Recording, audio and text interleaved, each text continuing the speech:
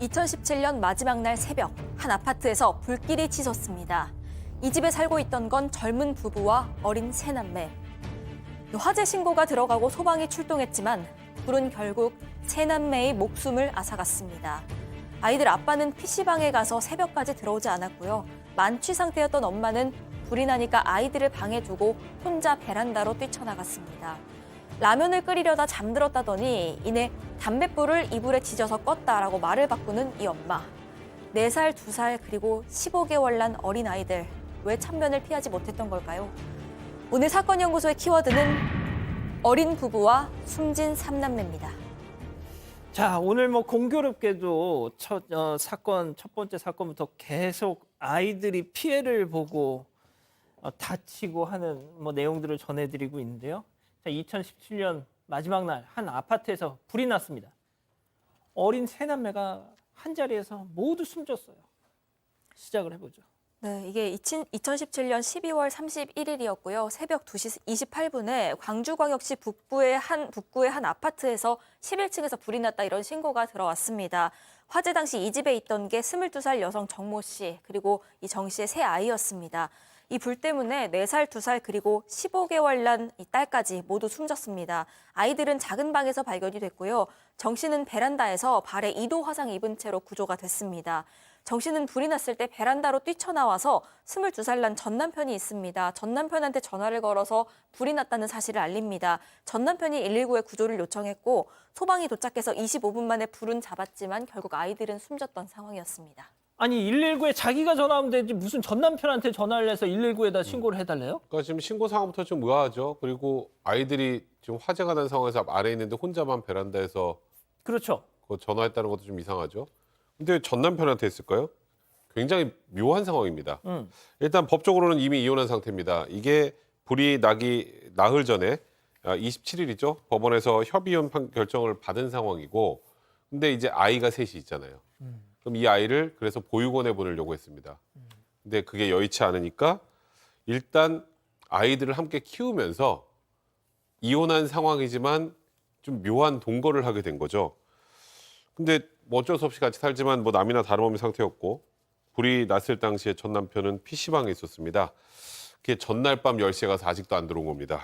불이 난 새벽 2시까지 게임 중이었던 거고 이 아내 역시 이날 밤에 친구들하고 만나 술을 마시고 불 나기 직전 새벽에 만취한 상태로 집에 들어온 겁니다. 일단 뭐 딱 들어도 이게 정상적인 가정 환경은 아닌 것 같네요. 그렇습니다. 이 아이가 셋인데 이 아이 엄마라는 사람하고 아이 아빠 둘 다 중학교 동창이에요. 중학교 동창인데 17살, 그러니까 고등학생 때부터 두 사람이 아이를 낳기 시작해서 새 아이를 잇따라 낳았던 겁니다. 그러니까 새 아이를 다 낳았을 때 갓 20대 초반이었던 거예요. 새 아이까지 있는데도 불구하고. 근데 둘이 뭐 경제력으로 여유가 있을 리도 없고 그리고 집에서 딱히 도움을 주지도 않았던 모양입니다. 그래서 남편이라는 남성 중소기업에 다니면서 일을 하다가 일을 잠깐 했는데 다치는 바람에 일을 그만뒀다고 하고요. 아내도 뭐 통신사 상담하는 일을 하긴 했는데 아이들이 셋이나 있으니까 또 제대로 일을 못했던 겁니다. 그 바람에 실직을 했고 결국 이 둘이 생활비를 번답시고 했던 일이 인터넷 물품 사기였어요. 근데 그게 뭐 돈을 번다고 할 수도 없었겠습니다만 그걸로도 어쨌든 가시 충당이 안 돼서 월세도 못 내고 아이 유치원도 못 보내고 그런 상황이었던 겁니다. 아니 그 중학교 때 만나가지고 저렇게 고등학교 때부터 애를 낳아서 살았으면 잘 살기라도 해야 될 거 아닙니까 교수님? 그냥 본능에 충실해서 그냥 아이를 갖다 놓은 것 같은데 실제로 이혼을 결심한 계기도 경제적인 어려움 때문이 아니었습니다. 왜냐하면 예. 실제로 그 아내 정 씨가 외도를 했다는 거예요. 아이고. 그러니까 이제 이 사건이 발생되기 석 달 전인 2017년 9월부터 또 다른 남자를 만나오다가 이 남편한테 그게 들켜요. 그래서 이제 갈등을 빚다가 이제 이혼을 갖다 결심을 한 건데 아이들이 한 명도 아니고 3명인데 이 아이들을 보육원에 보낼 그럴 상황도 안 돼가지고 일단 같이 살면서 정 씨가 거의 매일 밤 내연남을 만나러 나갑니다. 나가면 이 전 남편이 와서 애를 보다가 자기도 화가 나면 애들 그냥 다 놔두고 또 게임하러 밖에 나가는 거죠. 참 이게 그 생물학적인 그런 측면에서는 부모인데 참 부모 같지 않는 부모들이네요. 자, 그렇다면 다시 그 화재 당일 새벽으로 좀 가보겠습니다. 네, 일단 수사 초반에는 이 아이 엄마가 실수로 불을 내서 이렇게 아이들을 숨지게 했다라면서 그 혐의를 적용해서 구속까지 시켰습니다. 예. 그런데 그때도 상황이 정확하게 파악되진 않았습니다. 왜냐하면 이 정 씨의 진술이 계속 바뀌었기 때문인데 처음에는 라면 끓이려고 가스불을 켜놨다가 방에 들어가서 깜빡 잠들었다 이렇게 얘기를 합니다. 그런데 조사해 보니까 라면 끓이려던 흔적이 하나도 안 나왔거든요. 아하. 그랬더니 그때 술에 많이 취해서 좀 상황을 착각했던 것 같다라면서 베란다에서 담배를 피우다가 너무 추워서 집 안으로 들어왔는데 막내딸이 칭얼거리길래 이 애를 달래려고 작은 방에 담배를 들고 들어갔다. 그 이후에 기억이 안 난다. 아마 그 담배불 때문에 불이 난 것 같다. 이렇게 얘기를 합니다. 아무튼 이렇게 진술이 번복이 됐지만 일단 실수로 불낸 혐의, 이 혐의를 받아서 구속까지 됐습니다. 자, 이 갓난 아기들을 키우면서 엄마라는 사람이 담배를 들고 집에서 핀다는 것 자체가 이게 자, 양 변호사님. 하지만 검찰은 이게 실수가 아니라 실화가 아니라 방화다. 그럴 수밖에 없는 게요. 우리 뭐 재난 상황 같은 거 뉴스 같은 걸 보도할 때 보면 이게 엄마가 자기 몸을 던져서 아이는 극적으로 구해냈던 그런 뉴스들이 꼬박꼬박 나오지 않습니까? 근데 예. 아이가 셋이나 있는데 20대 친모가 3명 다 구조를 못했다라는 거잖아요. 너무 이상하잖아요. 이 여성은 불이 난 걸 알고 가려고 했는데 화상을 입어서 다리가 움직이지 않아서 베란다로 대피를 했다라고 했다가 그다음에 막내라도 그러니까 가장 어린 아이라도 안고 나오려고 했는데 그렇죠. 다리에 힘이 풀려서 주저앉고 말았다. 뭐 이런 식의 얘기를 하는 겁니다.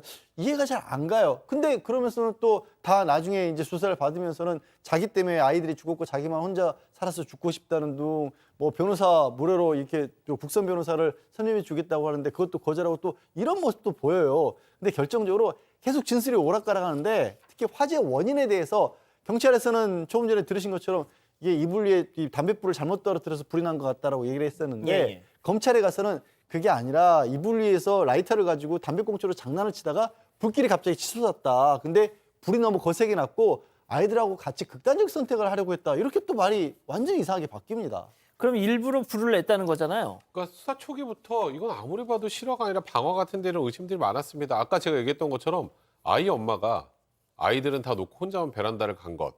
그다음에 119에 전화한 게 아니라 본인의 전 남편에게 전화를 해서 불났다고 한 거. 그리고 베란다로 나가기 전에 아이들 저기 몸에다 이불을 더 덮어놓는 건 좀 비정상적인 행동이죠. 그리고 결정적으로 화재 직전에 전 남편한테 이런 문자를 보냅니다. 나 이 세상에 사라질 거야, 죽을 거야. 이런 극단적 선택을 암시하는 문자를 보내기도 했고요. 불이 나기 전 7번, 불이 난 이후에 1번, 또 베란다에서 구조된 직후에 1번, 그렇게 총 9번 남편과 통화를 하거나 통화를 시도했다라는 거. 이거는 실수로 불이 났을 때 할 수 있는 행동 자체가 아니라는 것이 당시 수사팀의 생각이었습니다. 자, 교수님. 도대체 왜? 에? 한번 짚어볼 필요가 있습니다. 사건 발생이 나기 전에 사건 전날 이 정 씨는 자신의 친정 그 식구들하고 같이 군대에 있는 동생 면회를 갔다가 이제 돌아옵니다. 그래서 바로 이제 자기 친구를 만나러 나가니까 그 전 남편이 애들 3명을 갖다가 다 돌보고 있다가 너 왜 나가냐라고 화를 내서 다툼이 벌어졌지만 아랑곳 없이 그냥 외출을 합니다. 그러니까 이 전 남편도 역시 아까 말씀드렸지만은 2시간 뒤에 나도 게임하러 가야지 그러고 게임하러 나가버립니다. 그런데 바로 이 그 정 씨가 친구를 만나서 술을 마시던 중 또 어떤 그 전화를 하냐면 내연남의 여자 관계를 또 의심하기 시작해요. 굉장히 복잡합니다. 그래서 술자리에서 문자 전화로 심하게 다투면서 그쪽에서 이거 남성이 야 우리 헤어지자 이런 얘기까지 들으니까 두 사람이 소주를 갖다가 7병을 나눠 마셨다라고 하고 그리고 끝나고 난 뒤에 동전 노래방에 가서 노래를 부르고 난 뒤에 택시 타고 집에 와가지고 이불에다가 불을 붙인 이런 상황이 된 거거든요. 그러니까 이제 뭐 술의 영향도 있을 것이고 아까 나왔던 뭐 자기는 세상에서 사라질 거다 이런 여러 가지 어떤 것들이 이제 결합이 된 것 같은데 제가 개인적으로 봤을 때 이 여성 같은 경우는 그냥 아무 생각이 없고 그냥 순간순간 생각나는 대로 앞뒤 가리지 않고 바로 행동으로 옮기는 뭐 그런 어떤 그 습을 갖고 있기 때문에 결국 이런 그 불행까지 초래를 한 것으로 보입니다. 자, 그러면 내연남에게 다른 여자가 생겨서 헤어지게 된 상황이 그러니까 아유 에라 모르겠다 그냥 불이나 지르자. 뭐 여러 가지가 겹쳤던 걸로 보이는데 이런 와중에 그 물품 사기 행각 벌였다고 말씀을 드렸었는데 그 사기 피해자들로부터 돈 빨리 내놔라 이런 독촉까지 받았다고 합니다. 그래서 이 정 씨는 집에 도착하기 전으로 뭐 전 남편, 내연남 또 사기 피해자들 여러 명에게 수차례 극단적 선택을 암시하는 듯한 메시지를 보냅니다. 특히 내연남이랑 사기 피해자들한테는 자신이 스스로를 해친 자해한 사진까지도 보냈습니다. 아이들이 자고 있는 방에 불을 붙인 다음에도 내연남에게 이 미련이 남은 듯한 그런 내용의 메시지를 수차례 보냈고요. 또 베란다에서 전 남편한테 화재 사실 알린 뒤에도 내연남에게 문자 한 통을 보냈는데 그 내용이 뭐 화재 관련된 것은 아니었고 미안해 이런 내용이었다고 합니다. 자, 양 변호사님, 지금 뭐 채팅창에 정말 온갖 육두문자가 쏟아지고 있습니다.